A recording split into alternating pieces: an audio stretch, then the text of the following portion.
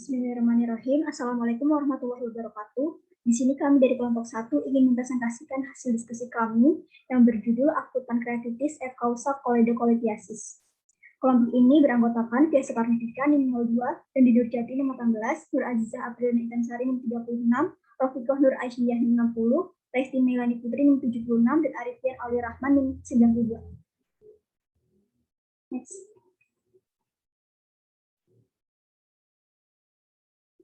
Berikut merupakan kasus pasien. Next. Untuk topik yang akan dibahas meliputi definisi, patofisiologi, faktor risiko, terapi dan farmakologis, tujuan terapi, tepat indikasi, tepat obat, tepat pasien, tepat dosis, waspada ESO, KIE, dan juga monitoring. Next. Yang pertama, definisi. Apa itu pankreatitis akut? Pankreatitis akut adalah gangguan inflamasi pankreas yang ditandai dengan nyeri perut bagian atas dan peningkatan enzim pankreas. Pankreatitis akut merupakan kondisi peradangan pankreas yang paling sering disebabkan oleh batu empedu atau penggunaan alkohol yang berlebihan. Pankreatitis akut termasuk salah satu penyakit gastrointestinal paling umum yang membutuhkan rawat inap di seluruh dunia, dengan insiden yang meningkat mulai dari 13 hingga 45 per 100.000 orang per tahun. Pada bentuk yang parah terdiri dari sekitar 20 hingga 30% pasien termasuk penyakit yang mengancam jiwa dengan tingkat kematian di rumah sakit sekitar 15%. Pankreatitis akut juga diketahui dapat meningkatkan kadar AST, urea nitrogen, kreatinin, kreatin kinase, MCV, dan RTD, serta dapat menurunkan kadar albumin, kalsium, RBC, hemoglobin, dan hematokrit. Next. Kemudian patofisiologi. Patofisiologi pankreatitis akut didasarkan pada peristiwa yang memulai cedera dan peristiwa sekunder yang membentuk dan menjadikan cedera.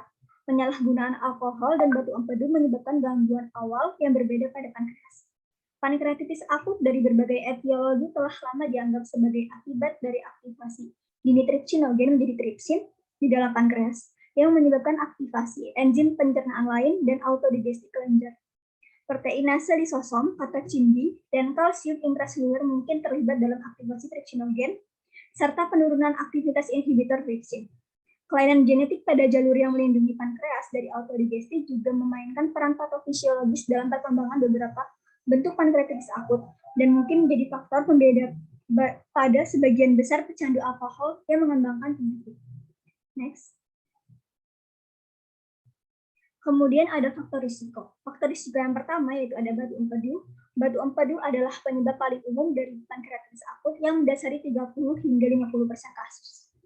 Di mana batu empedu memicu pankreatitis akut ketika batu tersebut terimpaksi pada papila duodenum dan menghalangi aliran keluar dari saluran pankreas. Kemudian alkohol. Selain adanya batu empedu, alkohol juga merupakan faktor paling umum yang terkait dengan pankreatitis akut. Saat ini diketahui bahwa konsumsi alkohol yang berlebihan dapat memicu episode pankreatitis akut dan meningkatkan kerentanan terhadap pankreatitis kronis. Usia puncak insiden alkohol terkait pankreatitis akut adalah antara 35 dan 44 tahun untuk pria, serta antara 25 dan 34 tahun pada wanita. Next. Kemudian hipertrigliseridemia, sekitar 10% kasus insiden pankreatitis akut berhubungan dengan peningkatan trigliserid. Sebagian besar subjek dengan trigliserid tinggi tidak mengalami gejala. Diasumsikan bahwa peningkatan kadar trigliserid dan kilomikron plasma meningkatkan viskositas darah yang menyebabkan iskemia lokal pada jaringan. Pada kombinasinya dengan faktor risiko lain seperti alkohol, tembakau, atau obat-obatan, farmasi untuk iskemia dapat berubah menjadi penginduksi lokal pankreatitis akut. Namun, untuk diagnosis pankreatitis akut yang diinduksi hipertrigliseridemia membutuhkan kadar trigliserid serum lebih dari 1000 mg per desiliter. Kemudian ada faktor gaya hidup yang meliputi diet, obesitas, dan juga diabetes. Next. Selanjutnya ada metode SOAP. Untuk subjektifnya ada akut pankreatitis dengan keluhan nyeri perut sebelah kanan sudah 1 bulan, mual muntah, nafsu makan berkurang. Untuk objektifnya, itu ada trigliserid tinggi, lipase tinggi, amilase tinggi, FAS masuk kriteria 5, leukosit tinggi, neutrofil tinggi, hemoglobin rendah, dan albumin rendah. Kemudian untuk choledocholitisnya, keluhannya mual muntah, BAB kurang lancar, BAB lancar berwarna kuning, dengan objektifnya yaitu melakukan USG, kemudian SGPT-nya tinggi, SGOT tinggi, dan IOP tinggi. Untuk problem mediknya sendiri yaitu akut pankreatitis yang disebabkan oleh batu empedu. Kemudian indikasi belum diterangkan. Next. Selanjutnya yaitu tujuan terapi. Tujuan terapi pankreatitis akut adalah meringankan sakit perut dan mual, mengganti cairan, kelainan elektrolit, glukosa, dan lipid kembali normal, meminimalkan komplikasi sistemik, dan mencegah nekrosis dan infeksi pankreas. Next. Kedengeran nih.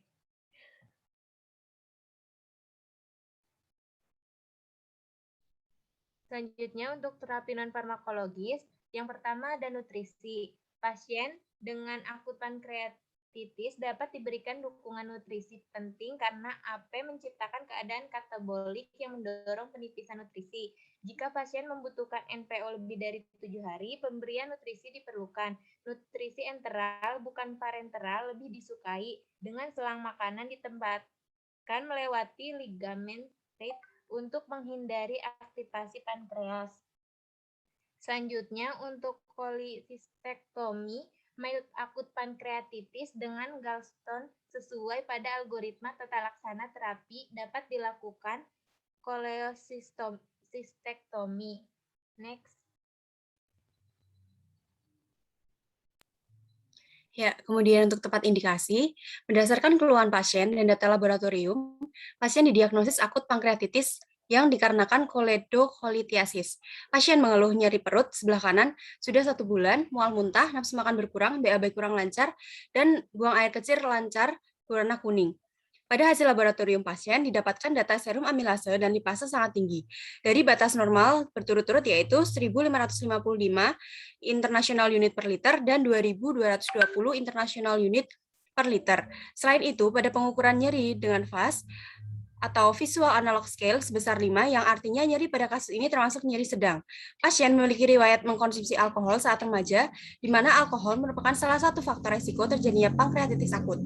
Didiagnosis akut pankreatitis membutuhkan setidaknya 2 dari 3 kriteria berikut. Yang pertama yaitu nyeri perut yang konsistensi dengan penyakit. Kemudian yang kedua, bukti biokimia pankreatitis seperti serum amilase dan atau lipase lebih besar dari 3 kali batas normal. Kemudian yang ketiga, temuan karakteristik dari gambaran abdomen. Sehingga dari keluhan pasien tersebut, pasien didiagnosis pankreatitis akut.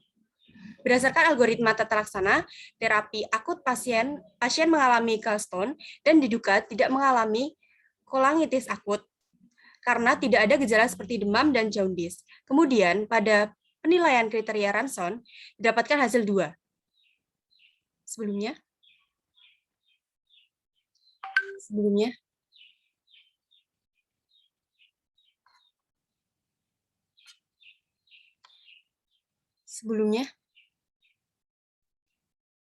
slide sebelumnya lagi.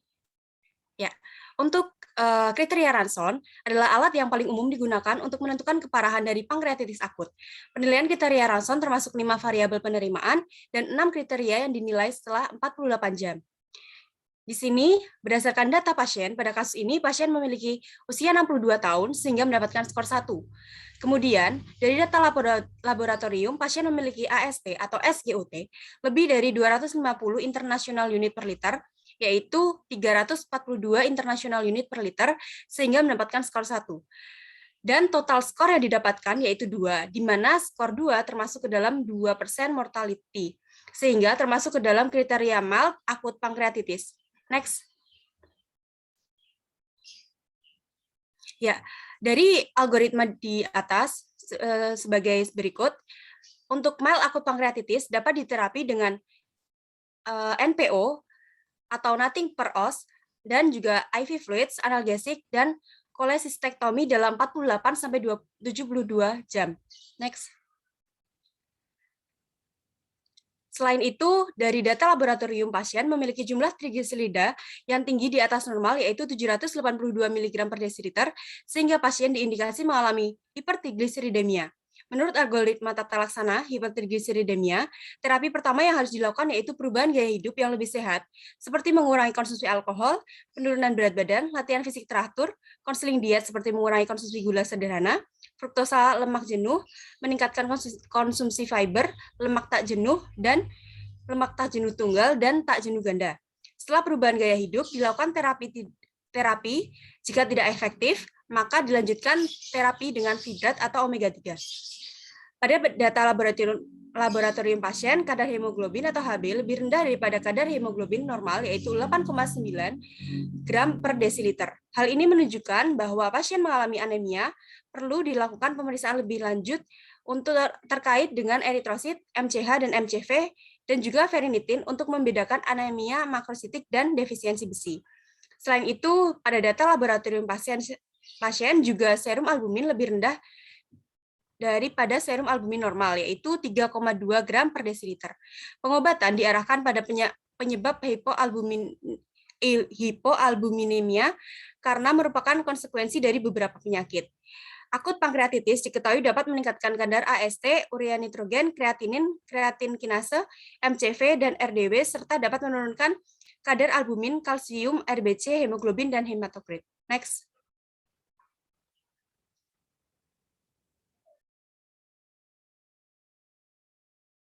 Selanjutnya yaitu tepat obat. Untuk keluhan nyeri direkomendasikan menggunakan obat analgesik opioid parenteral yaitu morfin untuk mengontrol nyeri karena morfin memberikan durasi lebih lama untuk meredakan nyeri daripada opioid lainnya. Selanjutnya untuk hipertrigliseridemia itu yang pertama yaitu mengubah gaya hidup menjadi lebih sehat. Selanjutnya direkomendasikan pengobatan dengan asam lemak omega 3 karena asam lemak omega 3 efektif menurunkan trigliserida serum. Selanjutnya untuk akut pankreatitis, menurut algoritma tata laksana terapi akut pankreatitis diberikan intravena fluid. Satu langkah penting dalam patogenesis pankreatitis akut diawali oleh perubahan mikrosirkulasi pankreas, termasuk cedera reperfusi, iskemia, dan mikrotrombus yang dapat menyebabkan iskemia, dan kemudian menjadi nekrosis. Perubahan ini paling ditandai 24-72 jam pertama penyakit. Oleh karena itu, tujuan teoritis dari resusistensi cairan intravena dini adalah untuk mencegah atau bahkan membalikan perubahan ini yang mengarah pada peningkatan morbilitas dan mortalitas. Jenis cairan yang dianggap optimal adalah larutan tinja laktat. Next.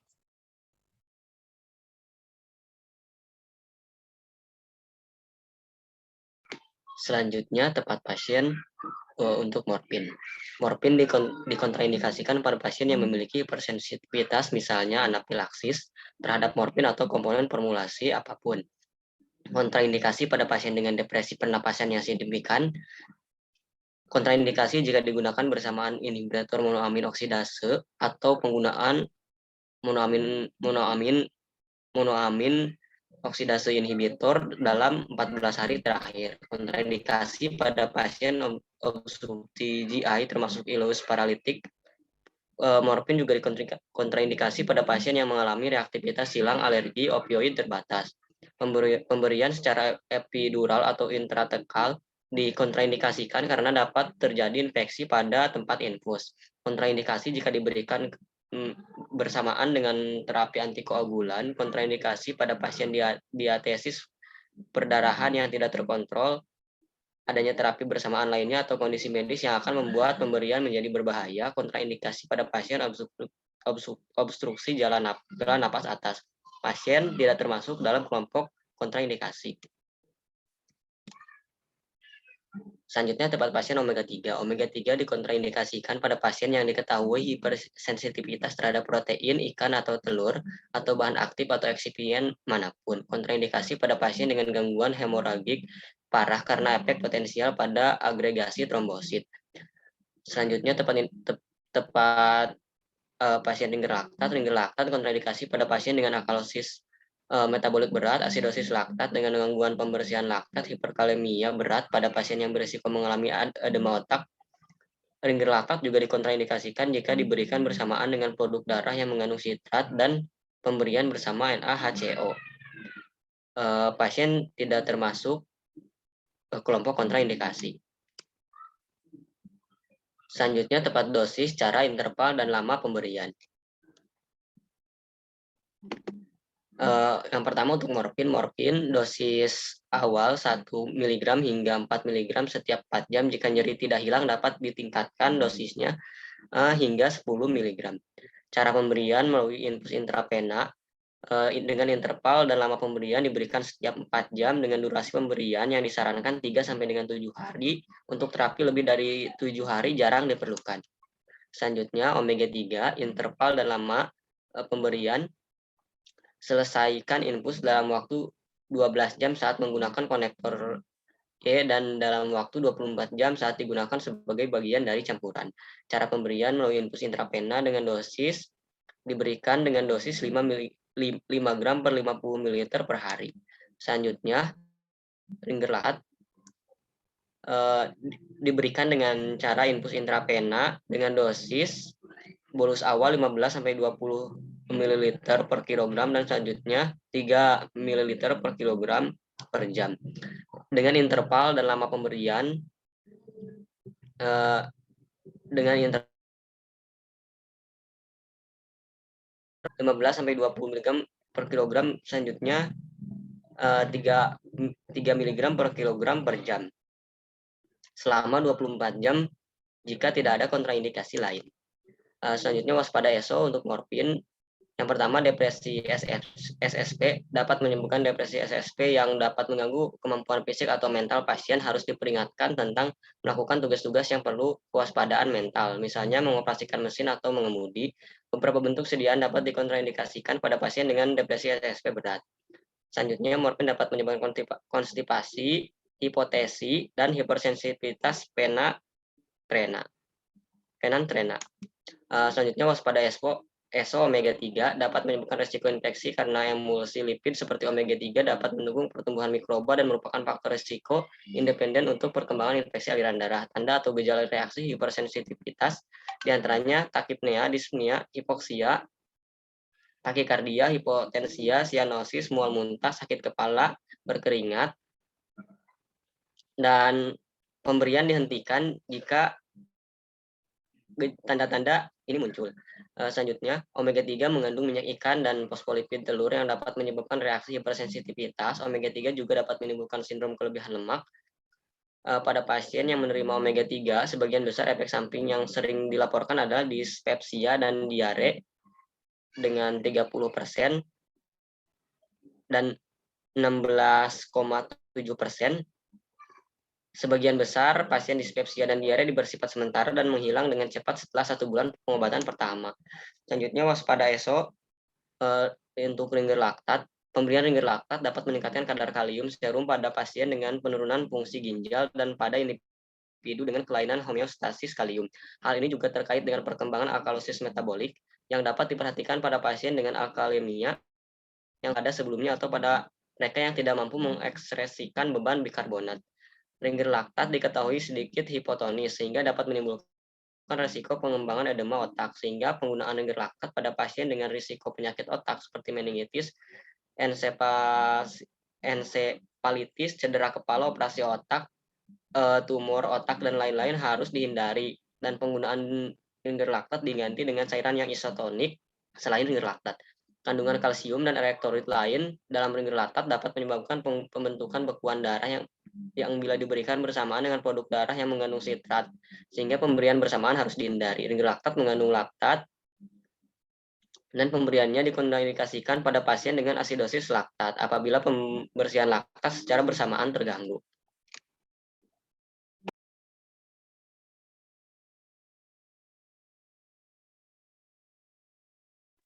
Selanjutnya yaitu komunikasi, informasi, dan edukasi. Yang pertama, komunikasi kepada dokter yang pertama riwayat konsumsi alkohol waktu remaja.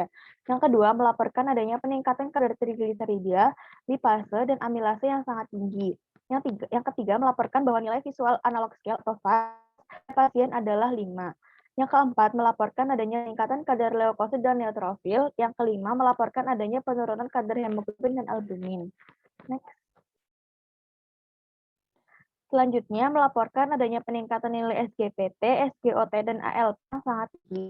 Kemudian, melakukan konseling kepada pasien untuk melihat perkembangan terapi dan memonitor terjadinya adverse drug reaction. Selanjutnya, melakukan pemantauan terhadap hasil lab pada pasien untuk mengetahui peningkatan fungsi hati pada pasien tersebut. Selanjutnya, melakukan pemantauan terhadap gejala yang muncul pada pasien, yaitu nyeri perut, sebelah kanan, mual atau muntah, nafsu makan berkurang, BAB kurang lancar, dan BAK berwarna kuning. Yang selanjutnya, melakukan pemantauan perkembangan koledokolitiasis atau batu dalam saluran empedu pada pasien. Next. Selanjutnya yaitu komunikasi kepada perawat yang merawat pasien. Yang pertama, pengecekan tanda vital pasien. Yang kedua, melakukan pemantauan terhadap gejala yang muncul pada pasien. Yang ketiga, melakukan monitoring terhadap data lab pada pasien untuk memastikan keberhasilan terapi farmakologis. Yang keempat, melakukan USG untuk memastikan batu pada saluran empedu sudah hilang. Next. Selanjutnya, komunikasi kepada pasien dan keluarga pasien. Yang pertama, morfin. Morfin digunakan untuk penghambatan jalur nyeri yang meningkat dan pengubahan respon terhadap nyeri. Penggunaan obat dapat menyebabkan beberapa efek samping yang lebih besar pada geriatri, terutama terjadinya efek konstipasi dan adanya depresi pernapasan. Perlu tindakan pencegahan seperti konsumsi makanan berserat untuk mengetahui adanya potensi konstipasi. Yang kedua yaitu omega-3. Omega-3 digunakan untuk mengurangi kadar trigliserida dalam plasma. Pemberian dosis tinggi dapat mengurangi fungsi kekebalan tubuh karena perubahan respon inflamasi dan dapat menyebabkan masalah perdarahan. Yang ketiga yaitu ringer laktat. Ringer laktat digunakan untuk resusitasi cairan atau penggantian cairan tubuh dan penggunaan IV ringer laktat dapat menyebabkan pembengkakan dan edema. Jika gejala tersebut muncul, segera laporkan kepada petugas kesehatan. Next. Yang selanjutnya yaitu edukasi gaya hidup. Istirahat usus yang lama dengan NPO atau nothing per os atau nothing per oral dilakukan untuk meminimalisir sekresi pankreas yang merupakan bagian penting dari terapi untuk setiap pasien dengan akut pankreatitis. AP dapat dikaitkan dengan ileus usus dan pengosongan lambung yang tertunda dan dapat menyebabkan sakit perut, muntah, dan munculnya intoleransi pemberian makanan secara oral. Dukungan nutrisi pada AP dapat diberikan secara bertahap ke arah pemberian makanan secara oral. Kemudian untuk mempertahankan salat usus, pemberian makanan enteral lebih disukai daripada pemberian makan secara parenteral dalam pengelolaan akut pankreatitis. Kemudian, waktu dan dukungan nutrisi pada AP harus didasarkan pada prediksi keparahan resiko yang dapat terjadi. Selanjutnya, penggunaan morfin pada geriatrik sangat rentan untuk menimbulkan efek samping berupa konstipasi, sehingga pasien dapat mengkonsumsi makanan dengan tinggi serat sebagai alternatif dalam pencegahan konstipasi.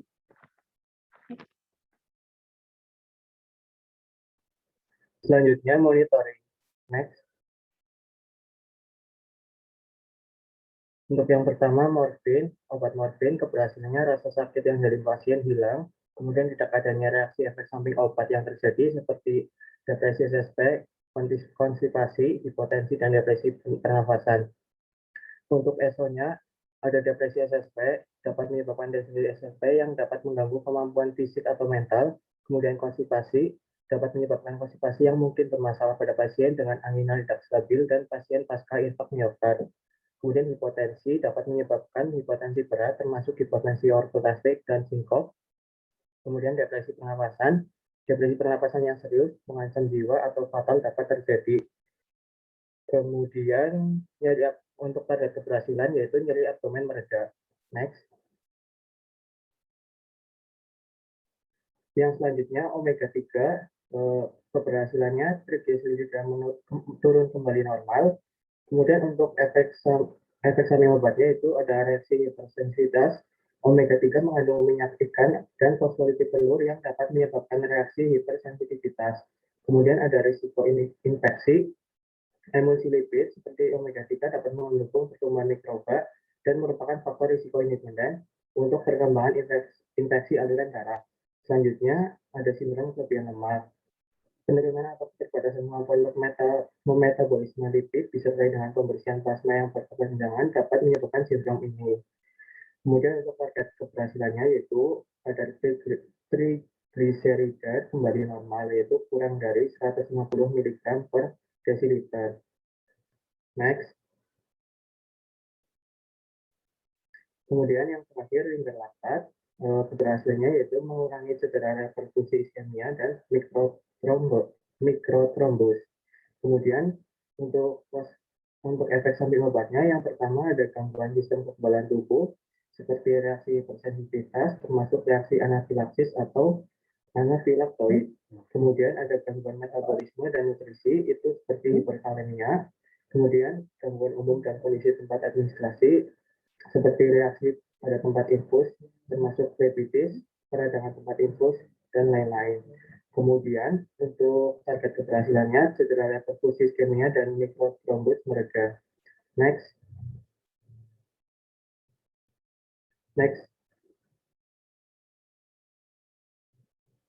Yang terakhir, kesimpulan.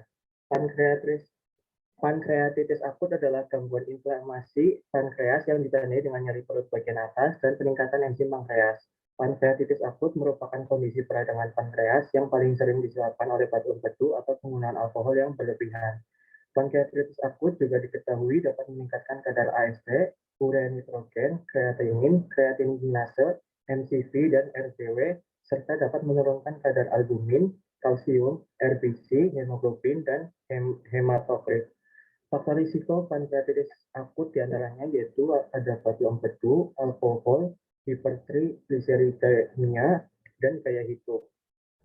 Pada kasus ini diberikan terapi non farmakologi dan farmakologi. Untuk terapi non farmakologi pasien dengan acute pankreatitis dapat diberikan dukungan nutrisi, dan pada pasien dengan mild acute pankreatitis dengan gallstone dapat dilakukan cholecystectomy. Untuk terapi farmakologi pankreatitis akut dapat diberikan IV fluid yaitu ingerlaktat 15-20 mg per kilogram polis awal dan selanjutnya 3 mg per kilogram per jam selama 24 jam pertama. Untuk yang analgesik, IV morfin 1 mg per 4 jam untuk mengatasi nyeri, dan omega yaitu IV 5 gram per 50 mg per hari untuk hipertrigliseridemia. Next.